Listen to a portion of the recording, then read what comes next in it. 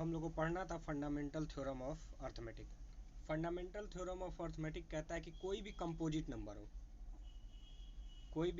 Number हो उसको हम प्राइम नंबर्स के प्रोडक्ट के फॉर्म में एक्सप्रेस कर सकते हैं। कंपोजिट नंबर क्या होता है? जिसके दो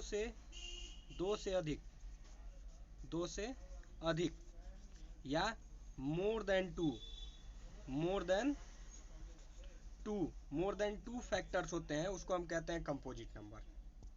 तो ऐसे कंपोजिट नंबर्स कोई भी हो जिसको हम आराम से प्राइम नंबर्स के प्रोडक्ट के फॉर्म में एक्सप्रेस कर सकते हैं, यही है हमारा फंडामेंटल थ्योरम ऑफ अर्थमेटिक। इसका यूज क्या है? तो जो फैक्टराइजेशन हम प्राइम फैक्टराइजेशन करते हैं वो प्राइम फैक्टराइजेशन का यही थ्योरम ही है। इसी थ्योरम के बेस पे किसी भी नंबर का हम प्राइम फैक्टराइजेशन कर देते हैं। और भी इसके यूज है HCF LCM निकालने में। और एक क्वेश्चन है, कह रहा है कि 5 × 11 × 13 + 13 so that this is a composite number. तो इसको अभी पहले हम प्रूफ कर ले कि कंपोजिट नंबर है कि नहीं है। तो यहाँ से और यहाँ से 13 कॉमन ले लेते तो हो जाएगा 13, 5 × 11 + 1। इसको सॉल्व करेंगे तो ये हो जाएगा 13 × 56। इस 56 के मोर देन 2 फैक्टर्स हो सकते हैं। 56 के मोर देन 2 फैक्टर्स हो सकते हैं। तो एक फैक्टर ये 13 हो गया। जो भी नंबर यहाँ पे आएगा, इस नंबर के एक फैक्टर 13 हो गया, दूसरा फैक्टर इस 56 हो जाएगा, और इस 56 से खुद ज़्यादा फैक्टर हो सकते हैं। मतलब जो भी नंबर आएगा उसके मोर देन 2 फैक्टर्स मिलेंगे। इसीलिए ये जो नंबर गिवन है 5 × 11 × 13 + 13 ये एक कंपोजिट नंबर है। ठीक है, एक और क्वेश्चन इसी पे देख लेते हैं कि 6 × 5 × 4 × 3 × 2 + 5 यहाँ से कॉमन कर लेते हैं, यहाँ से कॉमन कर लेते हैं। तो ये हो जाएगा 5, 6 × 4 × 4 × 3 × 2 +1। ठीक है, जब इसको मल्टीप्लाई करेंगे तो आएगा 5 × सबको मल्टीप्लाई करके ऐड कर ले, दैट इज 145। अब 145 के भी मोर देन 2 फैक्टर्स हो सकते हैं।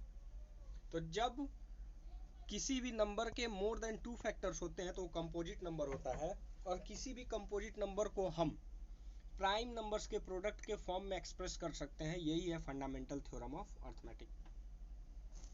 इस पे क्वेश्चन देख लेते हैं कि आखिरकार HCF और LCM हम कैसे निकालेंगे। ये इंपॉर्टेंट टॉपिक है इसमें कि हम HCF और LCM इसमें कैसे फाइंड करेंगे। तो कह रहा है कि find the HCF of 245। Sorry, question थोड़ा चेंज है।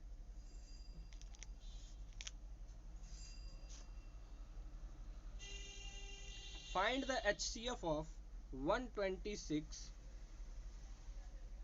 and 156। 126 and 156। तो इसका HCF हम कैसे निकालेंगे? तो इसका HCF निकालने के लिए क्या करेंगे? दोनों का प्राइम फैक्टराइजेशन कर देंगे जैसे पहले करते थे।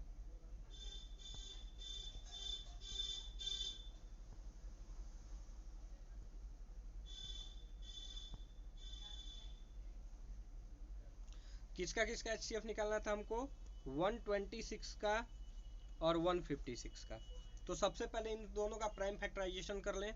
तो 126 का प्राइम फैक्टराइजेशन करने पे आएगा 2 से डिवाइड करेंगे 63। ऐसे ही प्राइम फैक्टराइजेशन इसका करते चलेंगे।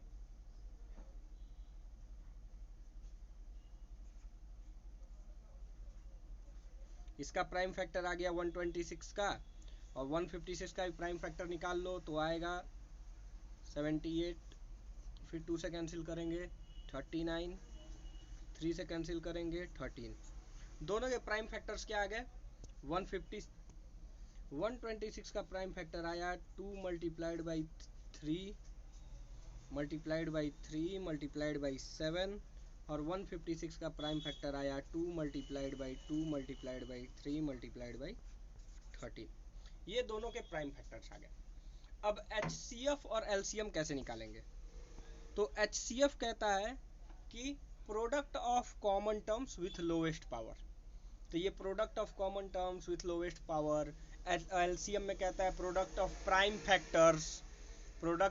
Factors with highest power. तो ये सब बड़ा कंफ्यूजिंग होता है, हम सीधा सीधा एक तरीका बता रहे हैं, वैसे ही हमको निकालना है।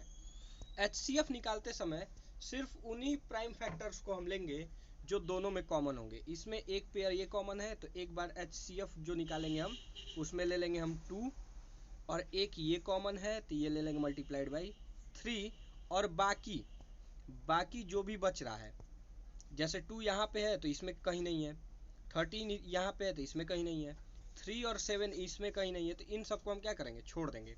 तो HCF कितना आएगा, 6। वही जब LCM निकालेंगे तो हम क्या करेंगे, LCM निकालने के टाइम जो पहले कॉमन फैक्टर्स हैं, जैसे ये 2 मल्टीप्लाइड बाई 2 कॉमन फैक्टर था, 3 मल्टीप्लाइड बाई 3 कॉमन फैक्टर था, तो LCM के टाइम हम क्या करेंगे, इसको हम लिख लेंगे 2 मल्टीप्लाई, एक बार एक कॉमन था तो एक बार लिख लिए, ये भी कॉमन था तो इसको एक बार लिख लिए। अब बाकी जितने फैक्टर्स बच रहे हैं जिसको HCF लिखते टाइम हम छोड़ दिए थे, उसको भी हम लिख लेंगे। तो मल्टीप्लाई हो जाएगा 2 multiplied by 3 multiplied by 7 multiplied by 13। अब जो इनका मल्टीप्लिकेशन का आंसर आएगा दैट इज 3276, यही होगा इसका LCM। तो HCF के टाइम हमको क्या करना है, HCF के टाइम बस जो कॉमन है दोनों में, जो कॉमन है उसी को लिखना है, और LCM के टाइम हमको क्या करना है, कॉमन को तो लिखना ही लिखना है, उसके बाद जो बच जाएगा उन सबको भी हम लिख देंगे। ठीक है, तो यहीं तक आज रहने देते हैं। जो भी कंफ्यूजन होगा और भी क्वेश्चन, एक्सरसाइज के क्वेश्चन हम अगले वीडियो में बता देंगे, और अगर कोई भी कंफ्यूजन रहे तो आप मैसेज कर सकते हैं।